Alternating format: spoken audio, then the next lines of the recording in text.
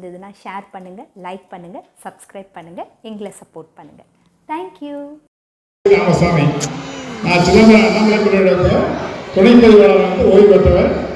இப்போ free service இலவச சேவைகள்லாம் நிறைய செய்துட்டு இருக்கேன். திருமண சேவை, படிப்பு, கல்வி உதவி சேவை, அதே போல் சேவைகள் பண்ணிக்கிட்டு இருக்கேன்.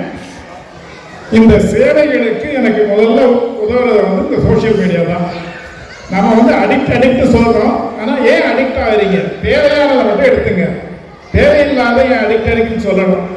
இப்போ நானே 40 குரூப் நடத்துகிறேன். வாட்ஸ்அப் குரூப், யூடியூப் நடத்துகிறேன், நகரத்தார் டிவின்னு யூடியூப் நடத்துகிறேன். அதே போல் எல்லாமே செய்கிறேன். அது ஏன் புலனத்தையோ முகமுறையோ தொலைவெளியோ நீங்கள் அடிக்ட் ஆகிற அப்படியே சொல்கிறீங்க. அதனால எவ்வளோ பேர் பெனிஃபிட் ஆகிறாங்க. இப்போ இந்த ஃபங்க்ஷனே நடத்துகிறாங்க. இந்த ஃபங்க்ஷனை என்ன செஞ்சாங்க? மணி என்ன செஞ்சாரு? எல்லாமே இணையத்தின் மூலமாக தான் கண்டக்ட் பண்ணாரு. ஐயா, நம்ம பள்ளி முதல்ல ஆரம்பிச்சதே தொலைபேசி வாட்ஸ்அப் குரூப் இதுதான். ஆமாம், அதை எப்போ என்னன்னா இதில் நான் யூஸ் என்ன உபயோகமோ அதை மட்டும் எடுத்துக்கணும். இப்போ நான் ஆன்மீக கருத்துக்கள் மன்னிக்கோ ஒரு நிமிஷங்க. டொயோட்டோ காருங்க பண்ணிக்கோ. அதே போல் இன்னைக்கு கோயில் இல்லாத ஊரில் குடியிருக்க வேண்டாம்னு சொல்கிறாங்க.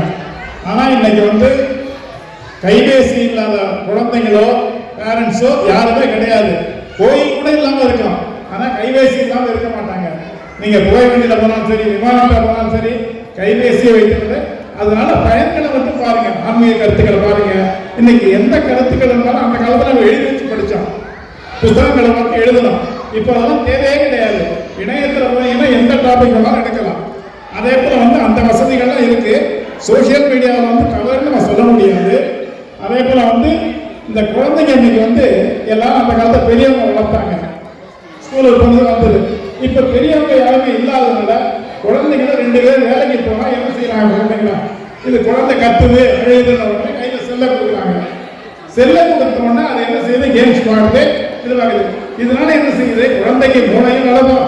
அதே சமயத்தில் இவங்களுக்கு தொல்லை இல்லாமல் இருக்கும். இப்போ எந்த வீட்டில் குழந்தை செல்லு இல்லாமல் கையில் இருக்கு? எல்லா வீட்லையும் செல்லை கையில் வச்சிருக்கு. அந்த செல்லு வச்சிருக்கும் போது அதை யூஸ் பண்ண பார்க்கணும். அவங்களுக்கு படிப்பு தேவையானது அதெல்லாம் அவங்க சொல்லி கொடுத்தீங்கன்னா அதில் பார்ப்பாங்க. அதனால இணையத்தால் குழந்தைகளும் சொல்ல முடியாது. சோசியல் மீடியா ஃபேஸ்புக்கோ, வாட்ஸ்அப்போ, டெலிகிராமோ எல்லாமே யூஸ்ஃபுல்லாக நம்ம எடுத்துக்கிறோம். அதை நம்ம அடிப்படைக்கு சொல்ல முடியாது. பாதி நேரம் நம்ம பொழுதுபோக்காகவும் யூஸ் பண்ணுறோம், அதே சமயத்தில் சேவைக்கும் யூஸ் பண்ணுறோம், எல்லாத்துக்கும் யூஸ் பண்ணுறோம். இந்த நாட்டில் எதுவுமே இல்லாமல் இருக்க முடியாது. சோசியல் மீடியா இல்லாமல் யாருமே வாழ முடியாது. அந்த சோசியல் மீடியாவில் பயன்களை மட்டும் எடுக்கிறோம்னா நிறைய இருக்கு. தீமைகள் இருக்கலாம், தீமை இல்லாமல் இல்லை. எந்த இதுவுமே நல்லது கெட்டது இல்லாமல் இருக்கு. ஒரு குடும்பம் நட்டாலும் நல்லது கெட்டது இருக்கு, பள்ளியும் இருந்தாலும் கல்லூரியும் இருந்தால் எல்லாமே நல்லது கெட்டது இருக்கு. அதாவது நல்லது கெட்டது இல்லாமல் இல்லை. சோசியல் மீடியாவில் இருக்க நல்லது மட்டும் எடுத்தோம்னா நிச்சயம் நம்ம நம்பலாம்.